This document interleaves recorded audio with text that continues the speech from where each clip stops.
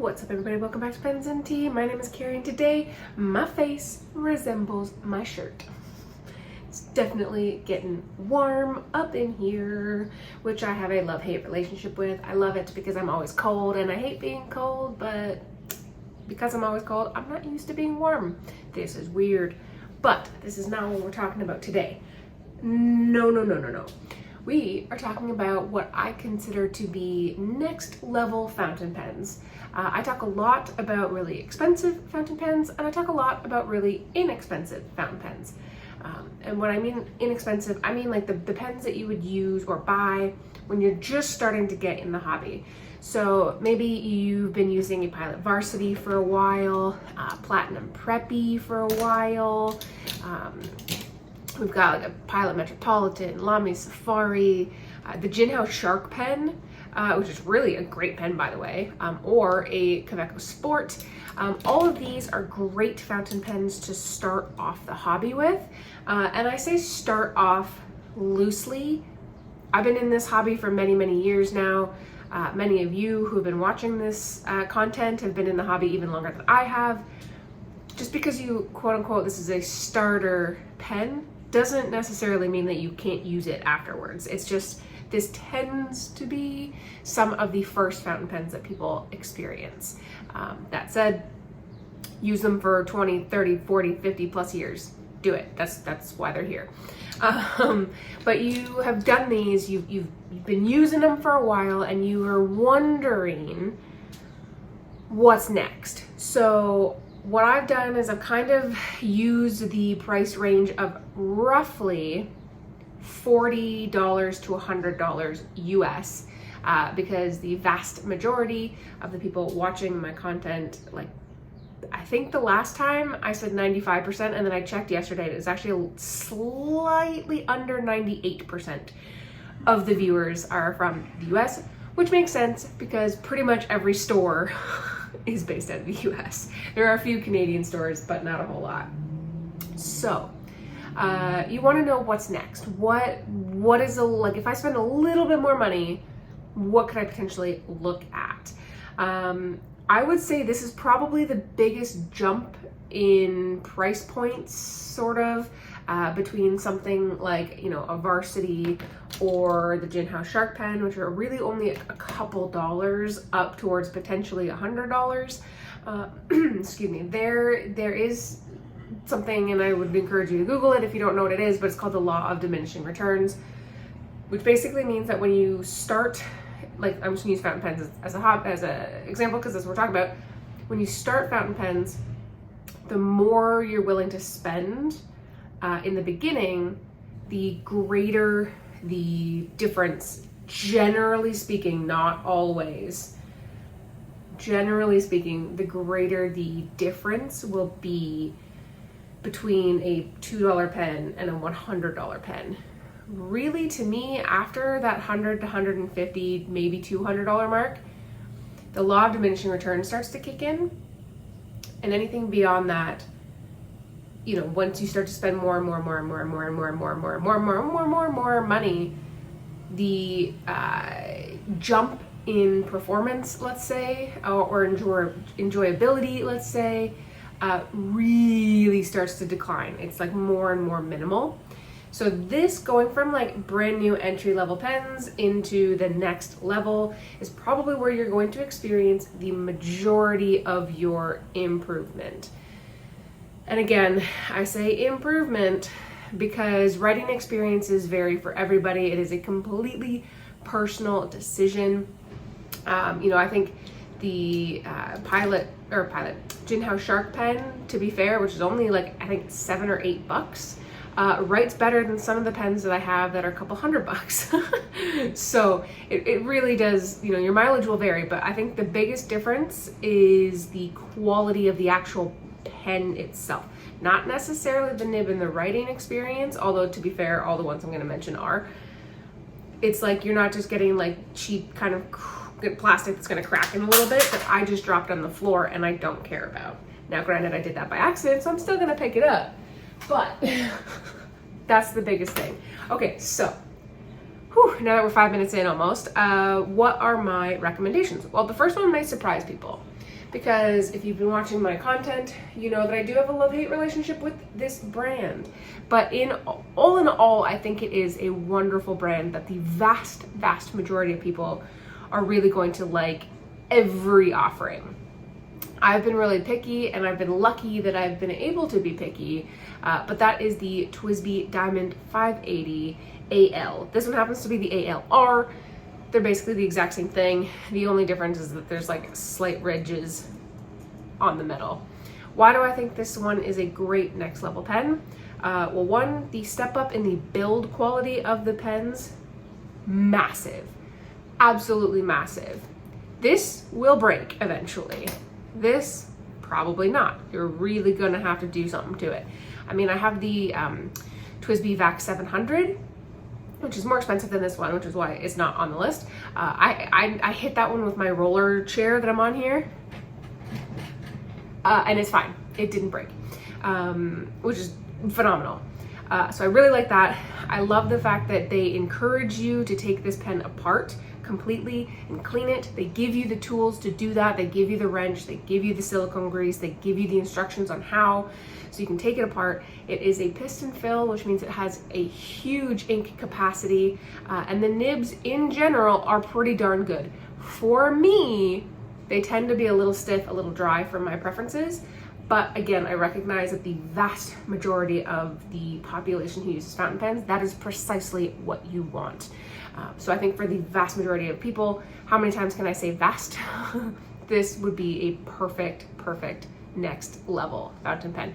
And by the way, I have reviews of every single pen I've mentioned, including all of the ones in the very beginning that are beginning fountain pens, and the ones that are coming up, with the exception of one fountain pen, and that review will be coming shortly. So if you want to know a little bit more details, just check my channel, they're there. So TWSBI Diamond 580 AL. Or ALR. That's the first one. The second one is the one that I don't currently have a review for, but will be very shortly. And this one really I had in mind as a step up from the Kaweco Sport. If you really like the form factor of this pen, especially if you really like the form factor of the Kaweco Sport AL, which granted is more expensive, so I theoretically could have chosen that as the next level to this, but I didn't. Instead, I chose a pen from a brand called Gravitas. This is the Gravitas Pocket, and this one happens to be in the red color. There are lots of colors for you to choose from. The reason why I chose this over the aluminum version of the Kaweco is for two reasons. One, this one's actually a little bit heavier than the ALR or the aluminum versions from Kaweco, and that's because these, I believe, are stainless steel instead of aluminum, so they're a little bit heavier. I think they are going to wear a little bit better, and other than that though, they're pretty darn similar. So unposted, it's definitely a small pocket pen. What I like is that it does come with a full number 6 size nib. Purely aesthetic than the little, technically there is no number size to this, but the size difference definitely pretty big. I don't remember exactly, I want to say this is probably like a number 4, but they're not universal. This one in particular has a flex nib on it, which you do not have that option with Kaweco. They both have subpar ink volume, but they're really tiny pens. So at the end of the day, but what's nice is that this one comes with the actual converter, whereas the Kaweco does not. It is a little bit more expensive, of course, than the Kaweco, but I think it's a really good next step. And I also enjoy that it has a flat edge here, so that it stops it from rolling without having to get it clip. Most of the Kawecos are pretty good with not rolling, but that's there. So I really like this. I like this better than the Kaweco aluminum versions. The next pen I'm going to talk about, I no longer have in my possession, but I have had in the past, and I have done reviews. I believe I have had 3 of them in the past, and that is the Lamy Studio fountain pen. That one is definitely a step up in build compared to the Safari. It uses the same nib, but everything else about the pen, other than the converter, is different. It does have a metal grip, which is a love-hate thing for a lot of people. So if you do have really oily hands, really slippery hands, it may not be the best solution for you. But I have never experienced slippage issues while writing. That one is going to give you visually a much nicer package for your fountain pen. It's a little bit more streamlined because this clip can be a little bit bulky on the Safari and or the All-Stars, because it's the exact same thing, just made out of a different material. And the only reason why I don't have them anymore is because over the years I've been trying to cull my collection a little bit and only really use the fountain pens that I use, because I have basically proceeded to the next level after the next level. So I don't really have many in between fountain pens anymore. I tend to have the really like high-end fountain pens, or basically the entry-level fountain pens. All the ones in the middle, seemingly I don't have quite as much. But I do like the Lamy Studio. The clip for it is definitely unique. I think somebody just got in a car accident outside my building. The clip is like a teardrop looking clip, which is really, really neat. And there aren't a whole lot of pens that look like that have the variety of colors and choices that you can get. They do come out with like different ones every year typically. And what I also really enjoy is the cap. When you like go to put the cap back on the pen, it has this really nice like soft cushiony feel, and that's just so satisfying.